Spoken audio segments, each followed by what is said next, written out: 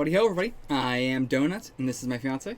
Thermites. I have seen South Park up season 20-something. I'm watching it blinds. This is a Black Lives Matter and all cops are bastards supporting channel. If that makes you uncomfortable, you can get the fuck out of here.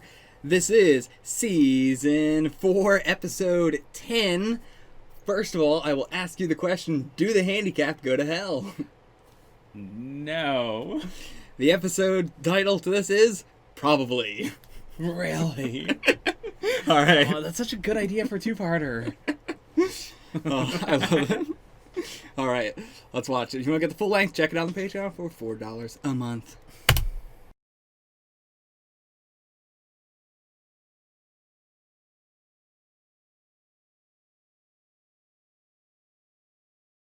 What would you rate the episode? I'll give it an 8 out of 10. Okay. I would give this episode, that's the tough part. Yeah. Like, we're gonna have to rate it as a two-parter too. Sure. This episode, I think I would also give it a 7 out of 10. Okay. But as a two-parter together, I would give this a 9 out of 10, I think. Alright. What would you rate it as a two-parter? Altogether, I'll give it an 8 out of 10 as well. Okay. Yeah. I just, as always, I am a huge fan of the religious episodes in South Park. They are always the ones I rate the highest. They are really good. But yeah, I mean, we talked a lot, last episode about the cast and actually using the town more and all that. This episode, I know you want to talk about the religion sort of stuff. First, I wanted to say really quickly about the Satan side of things.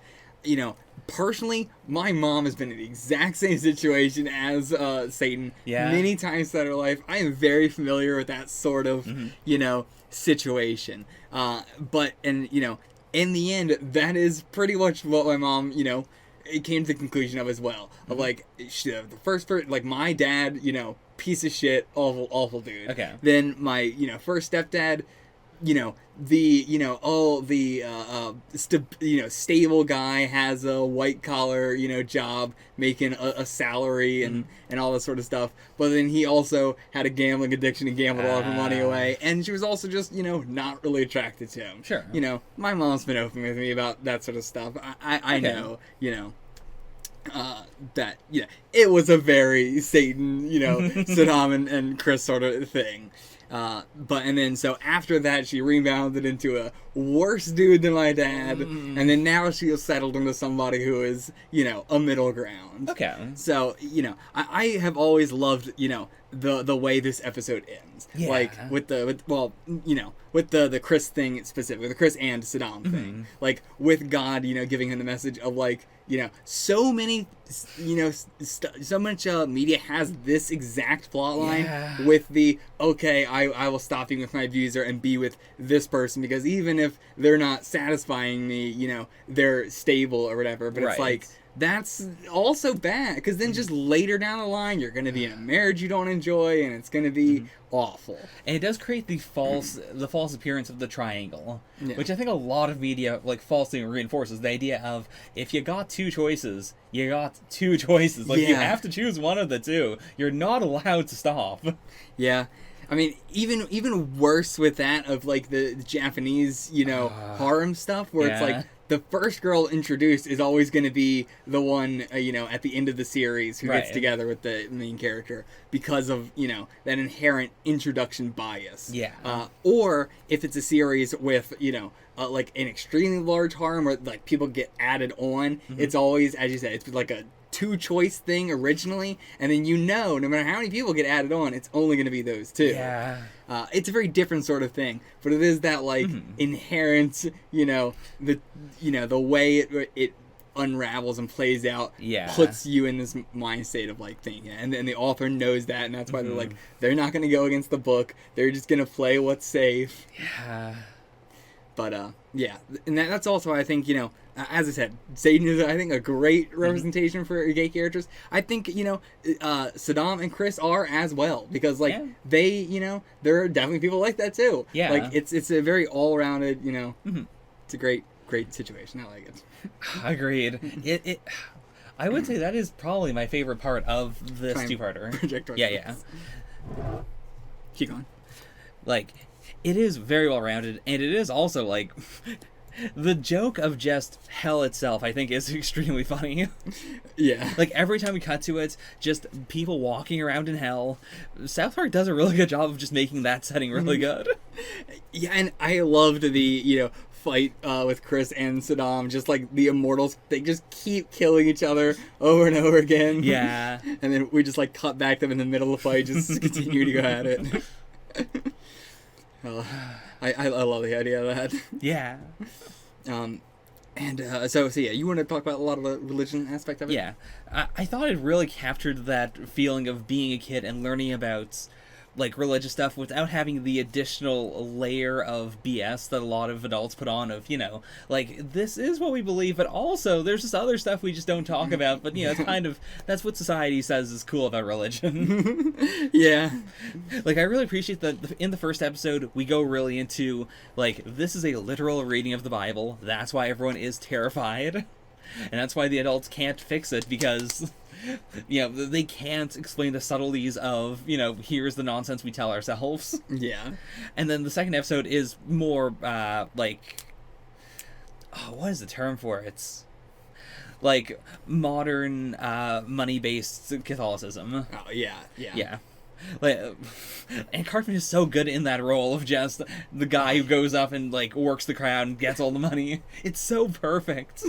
The twist of Cartman being, evil the whole time. Like, did you see that coming at all? I honestly didn't. Like, the series does, like, have Cartman go off on crazy tangents, like, without an ulterior motive, enough that I thought, like, yeah, this might just be it.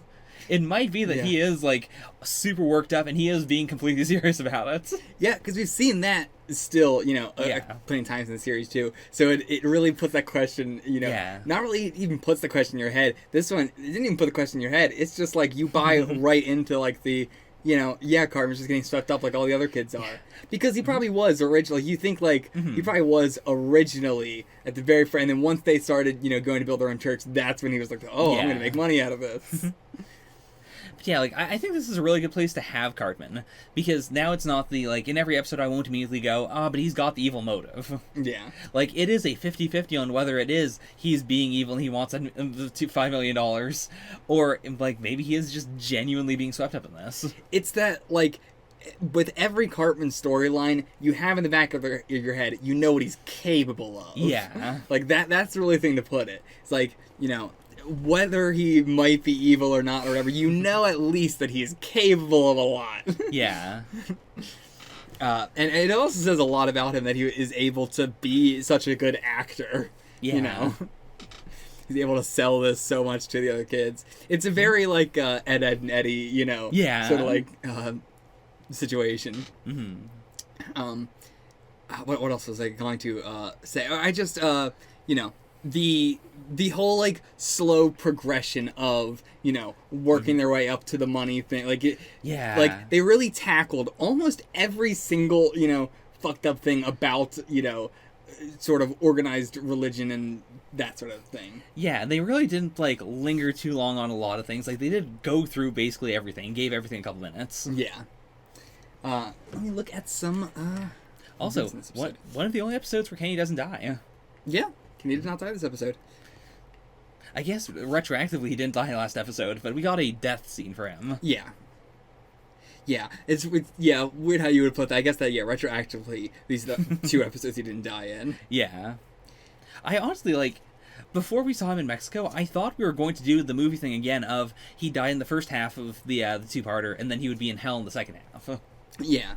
Yeah, I could see that's where your mind was going. Yeah. And it's illogical. I think that's where a lot of people were expecting the, 2-parter to go. So it was a nice twist. Mm-hmm. And I do appreciate this, like, this 2-parter does, like, lead on from the movie very clearly. But it also, like, it isn't so tied into the movie that it's, like, It's not necessary. Yeah, it's not necessary. That's they do recap, like, they even bring up the house that Don died while he's in, hell. So, yeah. So IGN rated it a 9 out of 10 as well. Mm-hmm. Saying that it was some of the most scathing commentary on social institutions there is. Yeah. Which, I don't know about that. I'm not sure if it's some of the most scathing commentary. I mean, not in 2020. Yeah. I mean, at the time, it's true. I don't know when they wrote this. I wish more shit like this, Let me see if I can go to the source here. Sure. So around 2009 was where they said that, which maybe, around Maybe. 2009, maybe I could see it. It was still ramping up. Says a lot that this would be the most scathing thing. But yeah, and people just loving the love triangle Yeah. situation.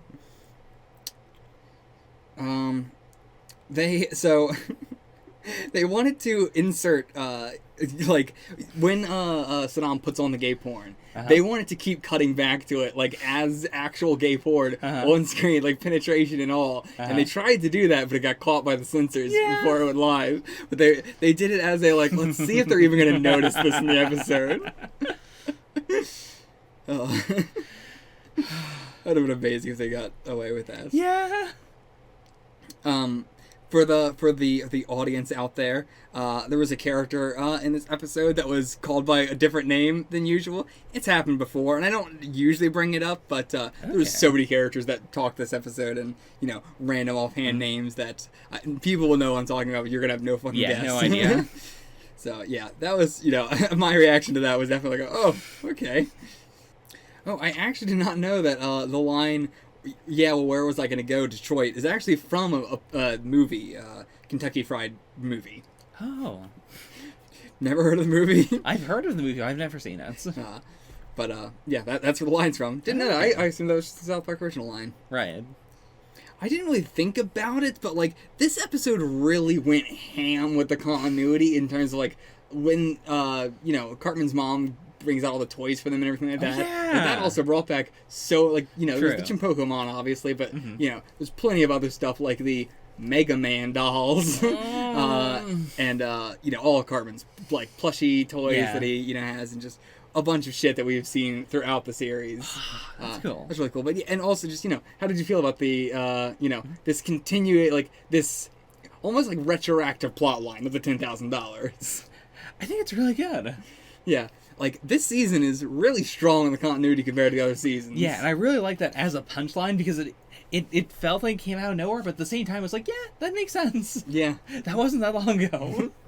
And it was specifically God telling Cartman he needed to get $10,000. And the fact that we started with Tooth Fairy Tats, like, makes it more, feel more thematic as a season plot line, I really like what they were trying to do, with this season of trying to, make a through line, like a very clear through line, but they're not, like, at this time, like, it's actually so impressive for the time they're doing it in. Yeah. Like, because, I mean, I definitely think that a lot of the audience probably forgets how continuity heavy this season is. Right. Because most people probably watch these episodes on reruns or, binge through them quickly or not really paying attention to the small details and everything.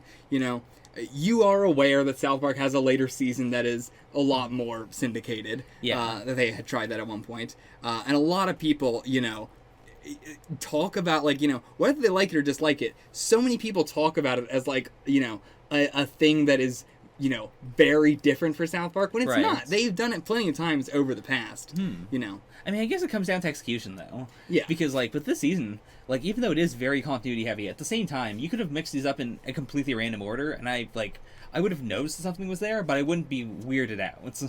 It isn't continuity focused to the point where it's distracting. Yeah, and I think that is a big aspect of it. That's what I'm saying, like, you can, feel about it however you wish, and, like, the level of continuity or through line for the season, whatever, might be different, but the idea of, a season with a through line is not a unique thing to that season. And that's the issue I have. Not with people's, opinion of the scene or whatever, but just with the idea that, some people, act like it's the first time they've tried to do something like this. Okay, yeah, I can see why that would be annoying.